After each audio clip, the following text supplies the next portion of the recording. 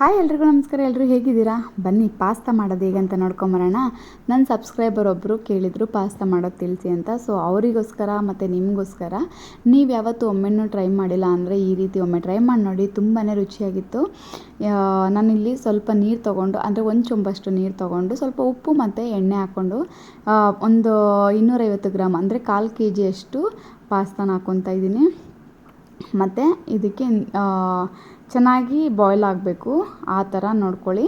ಇವಾಗ ನಾನು 1 ಟೇಬಲ್ ಸ್ಪೂನಷ್ಟು ಬೆಣ್ಣೆ ಹಾಕ್ಕೊಂಡು ಮತ್ತು ಸ್ವಲ್ಪ ಎಣ್ಣೆ ಹಾಕ್ಕೊಂಬಿಟ್ಟು ಚೆನ್ನಾಗಿ ಅದು ಕಾದ ನಂತರ ಒಂದು 6ರಿಂದ 7 ಎಸಳು ಬೆಳ್ಳುಳ್ಳಿನ ಚಿಕ್ಕ ಚಿಕ್ಕದಾಗಿ ಕಟ್ ಮಾಡಿ ಇಟ್ಕೊಂಡು ಹಾಕ್ಕೊತಾ ಇದ್ದೀನಿ. ಖಾರಕ್ಕೆ ಒಂದು 3 ಹಸಿಮೆಣ್ಸಿನ್ಕಾಯಿ ಹಾಕ್ಕೊತಾ ಇದ್ದೀನಿ. ಖಾರ ನೋಡಿ ಹಾಕ್ಕೊಳ್ಳಿ. ಮತ್ತು ಇದರಲ್ಲಿ ಅಚ್ಚ ಖಾರದ ಪುಡಿ ಯೂಸ್ ಮಾಡೋದ್ರಿಂದ ಸ್ವಲ್ಪ ಖಾರ ನೋಡಿಬಿಟ್ಟು ಹಾಕ್ಕೊಳ್ಳಿ. ಸೊ ಇದನ್ನು ಚೆನ್ನಾಗಿ ಫ್ರೈ ಮಾಡಾದ್ಮೇಲೆ ಈರುಳ್ಳಿನ ಚಿಕ್ಕ ಚಿಕ್ಕದಾಗಿ ಕಟ್ ಮಾಡ್ಕೊಂಡಿದ್ದೆ, ಅದನ್ನು ಕೂಡ ಮಿಕ್ಸ್ ಮಾಡ್ಕೊತಾ ಇದ್ದೀನಿ. ಯಾವಾಗಲೂ ಒಂದೇ ಥರ ಅನ್ನ, ಸಾಂಬಾರು, ಚಪಾತಿ, ಇಡ್ಲಿ, ದೋಸೆ ಈ ಥರ ತಿಂದವ್ರಿಗೆ ಎಲ್ಲದೂ ಅಡುಗೆ ಅಂತ ಅಂದರೆ ಎಲ್ಲ ಸವಿರುಚಿನೂ ಇಂಪಾರ್ಟೆಂಟ್ ಅಲ್ವಾ. ನಾವೆಲ್ಲನೂ ಸವಿಬೇಕು, ಅದ್ರ ಟೇಸ್ಟ್ ಹೇಗಿದೆ ಅಂತ ನಮಗೂ ಗೊತ್ತಾಗಬೇಕಲ್ವ. ಹಾಗಾಗಿ ಈ ಪಾಸ್ತಾ ಕೂಡ ಒಮ್ಮೆ ಟ್ರೈ ಮಾಡಿ ನೋಡಿ, ಚೆನ್ನಾಗಿತ್ತು. ನೀವು ಹೊರಗಡೆ ಹೋಗಿ ತಿನ್ನೋದಕ್ಕಿಂತ ಅದನ್ನು ಅನ್ಹೈಜಿನಿಕ್ಕು ಮತ್ತು ಅನ್ಹೆಲ್ದಿ ಅಂತ ಹೇಳ್ಬೋದು. ಯಾಕಂದರೆ ಅಲ್ಲಿ ಅಷ್ಟು ನೀಟಾಗಿ ಮಾಡೋದಿಲ್ಲ ಮತ್ತು ಟೇಸ್ಟಿಂಗ್ ಪೌಡ್ರೆಲ್ಲ ಯೂಸ್ ಮಾಡ್ತಾರೆ. ಬಟ್ ಮನೇಲಿ ಆಗಲ್ಲ ಅಲ್ವಾ. ನಾವೇ ನಮ್ಮ ಕಣ್ಮುಂದೆನೇ ನಮ್ಗೆ ಹೇಗೆ ಬೇಕೋ ಹಾಗೆ ಮಾಡ್ಕೊಂಡು ತಿನ್ನೋದ್ರಿಂದ ಇದು 99% ಹೆಲ್ದಿ ಅಂತ ಹೇಳ್ಬೋದು. ಇನ್ನು 1% ಆ ಪಾಸ್ತಾ ಅಲ್ವಾ, ಅದು ಅನ್ಹೆಲ್ದಿ ಅಂತಲೇ ಹೇಳ್ಬೋದು. ಸೊ ಒಮ್ಮೆ ನೀವು ಟ್ರೈ ಮಾಡಿ ನೋಡಿ. ಇವಾಗ ನಾನು ಈರುಳ್ಳಿ ಫ್ರೈ ಆದ ನಂತರ ಶುಂಠಿ ಬೆಳ್ಳುಳ್ಳಿ ಪೇಸ್ಟ್ 1 ಟೇಬಲ್ ಸ್ಪೂನ್ ಹಾಕ್ಕೊಂಡು ಚೆನ್ನಾಗಿ ಹಸಿ ವಾಸನೆ ಹೋಗೋವರೆಗೂ ಫ್ರೈ ಮಾಡ್ಕೊಂಡಿದ್ದೆ.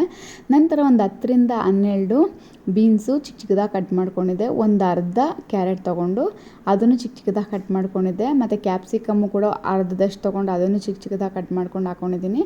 ನಂತರ 1 ಟೊಮೊಟೊನ ಹಾಕ್ಕೊಂಡು ಚೆನ್ನಾಗಿ ಫ್ರೈ ಮಾಡ್ಕೊಂಡಿದ್ದೀನಿ.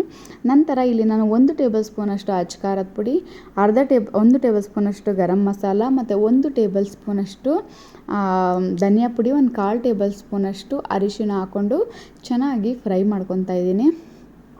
ನೀವು ಸ್ಲೋ ಸಿಮ್ಮಲ್ಲಿ ಇಟ್ಕೊಂಡು ಫ್ರೈ ಮಾಡ್ಕೊಳ್ಳಿ. ಇವಾಗ ಈ ಪ್ಯಾನ್ ಅಂತ ಅಂದರೆ ಅಷ್ಟು ಬೇಗ ಸೀದೋಗೋದಿಲ್ಲ. ಇನ್ ಕೇಸ್ ಬಾಣಲಿಲಿ ಮಾಡ್ತಾಯಿದ್ದೀವಿ ಅಂತ ಅಂದರೆ ಅದು ಬೇಗ ಸೀದೋಗುತ್ತೆ. ಹಾಗಾಗಿ ನೋಡ್ಕೊಂಡು ಯೂಸ್ ಮಾಡಿ.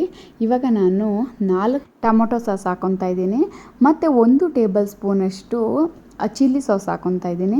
ಇದೆಲ್ಲ ಹಾಕ್ಕೊಂಡು ಚೆನ್ನಾಗಿ ಹಸಿ ವಾಸನೆ ಹೋಗೋವರೆಗೂ ಚೆನ್ನಾಗಿ ಮಿಕ್ಸ್ ಮಾಡ್ಕೊಳ್ಳಿ. ನಿಮಗೆ ಜ್ಯೂಸಿಯಾಗಿ ಬೇಕು ಅಂತ ಅಂದರೆ ಜ್ಯೂಸಿಯಾಗೂ ಮಾಡ್ಕೊಬೋದು, ಇಲ್ಲ ಬೇಡ ಆ ಥರ ಅಂದರೆ ನಿಮ್ಗೆ ಹೇಗೆ ಇಷ್ಟನೋ ಹಾಗೆ ಮಾಡ್ಕೊಬೋದು. ಮತ್ತು ನೀವು ಪಾಸ್ತಾ ಬೇಯಿಸ್ಕೊಂಡಿರ್ತೀರಲ್ಲ, ಆ ನೀರನ್ನ ಚೆಲ್ಲೋದಕ್ಕೆ ಹೋಗ್ಬಿಡಿ, ಅದನ್ನು ಕೂಡ ಸೋಸ್ಬಿಟ್ಟು ನೀಟಾಗಿ ಎತ್ತಿಟ್ಕೊಳ್ಳಿ. ಯಾಕಂದರೆ ನಾವು ಆ ನೀರನ್ನೇ ಇಲ್ಲಿ ಯೂಸ್ ಮಾಡ್ತೀವಿ. ಹಾಗಾಗಿ ಅದನ್ನು ಎತ್ತಿಟ್ಕೊಳ್ಳಿ. ಇವಾಗ ಇದನ್ನು ಚೆನ್ನಾಗಿ ಹಸಿ ವಾಸನೆ ಹೋಗೋವರೆಗೂ ಚೆನ್ನಾಗಿ ಫ್ರೈ ಮಾಡ್ಕೊತಾ ಇದ್ದೀನಿ. ನಿಮಗೆ ಯಾವ ರೀತಿ ಅಡುಗೆಗಳು ಬೇಕು ದಯವಿಟ್ಟು ಕೇಳಿ, ನಾನು ಖಂಡಿತ ಮಾಡ್ತೀನಿ. ನೀವು ಕಮೆಂಟ್ಸಲ್ಲಿ ಏನು ಹಾಕಿರ್ತೀರೋ ಅದನ್ನು ನಾನು ಖಂಡಿತ ಮಾಡಿಬಿಟ್ಟು ನಿಮ್ಗೆ ನೆಕ್ಸ್ಟ್ ವೀಡಿಯೋದಲ್ಲಿ ಅಪ್ಲೋಡ್ ಮಾಡ್ತೀನಿ. ಸೊ ಪ್ಲೀಸ್ ನನ್ನ ಚಾನಲ್ನ ಸಪೋರ್ಟ್ ಮಾಡಿ. ನಿಮಗೆ ಅಡುಗೆ ಒಮ್ಮೆ ಟ್ರೈ ಮಾಡಿ ನೋಡಿ, ನಿಮ್ಗೆ ಇಷ್ಟ ಆಯಿತು ಅಂತ ಅಂದರೆ ದಯವಿಟ್ಟು ಕಮೆಂಟ್ ಮಾಡಿ. ಎಷ್ಟೊಂದು ಜನ ನೋಡ್ತಾ ಇದ್ದೀರಾ, but subscribe, like, share, comment ಎಲ್ಲ ಕಮ್ಮಿ ಇದ್ದಾವೆ. ದಯವಿಟ್ಟು ನಿಮ್ಮ ಪ್ರೋತ್ಸಾಹ ತುಂಬಾ ಇಂಪಾರ್ಟೆಂಟ್ ಅಂತ ಹೇಳ್ಬೋದು.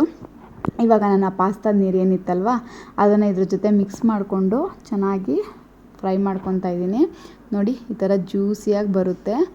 ಸೊ ನಾನು 1/4 kg ತೊಗೊಂಡಿದ್ದೆ ಅಂತ ಹೇಳಿದ್ನಲ್ಲ, ಅದರಲ್ಲಿ ನಾನು ಇನ್ನು ಸ್ವಲ್ಪ ಎತ್ತಿಟ್ಕೊಂಡು ಇನ್ನು ಮಿಕ್ಕಿದೆಲ್ಲ ಇದ್ರೊಳಗೆ ಹಾಕ್ತಾಯಿದ್ದೀನಿ.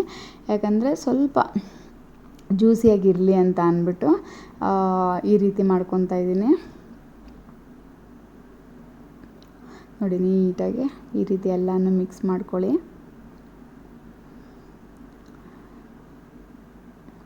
ಮತ್ತು ನಾನು ಇಲ್ಲಿ ಚೀಸ್ನ ಚೆನ್ನಾಗಿ ತುರಿದು ಹಾಕ್ಕೊತಾ ಇದ್ದೀನಿ.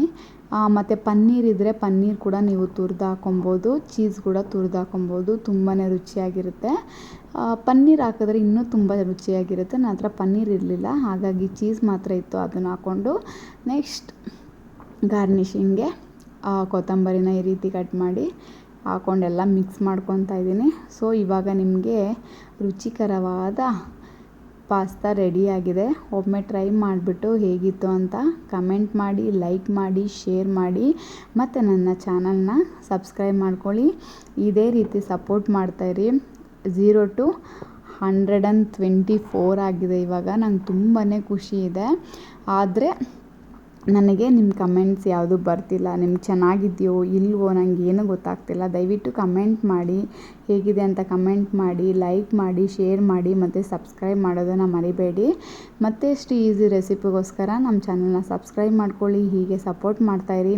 ಮತ್ತು ಇವತ್ತಿನ ಪಾಸ್ತಾ ಹೇಗಿತ್ತು ಅಂತ ನೀವು ಒಮ್ಮೆ ಮನೇಲಿ ಟ್ರೈ ಮಾಡಿಬಿಟ್ಟು ರುಚಿ ಚೆನ್ನಾಗಿದ್ದರೆ ದಯವಿಟ್ಟು ಕಮೆಂಟ್ ಮಾಡಿ. ಇನ್ ಕೇಸ್ ಚೆನ್ನಾಗಿಲ್ಲ ಅಂತ ಅಂದರೆ ಬೈಯೋದಕ್ಕಾದರೂ ಕಮೆಂಟ್ ಮಾಡಿ ಅಂತ ಹೇಳ್ತಾ ನನ್ನ ವಿಡಿಯೋನ ಇಲ್ಲಿಗೆ ಎಂಡ್ ಮಾಡ್ತಾಯಿದ್ದೀನಿ.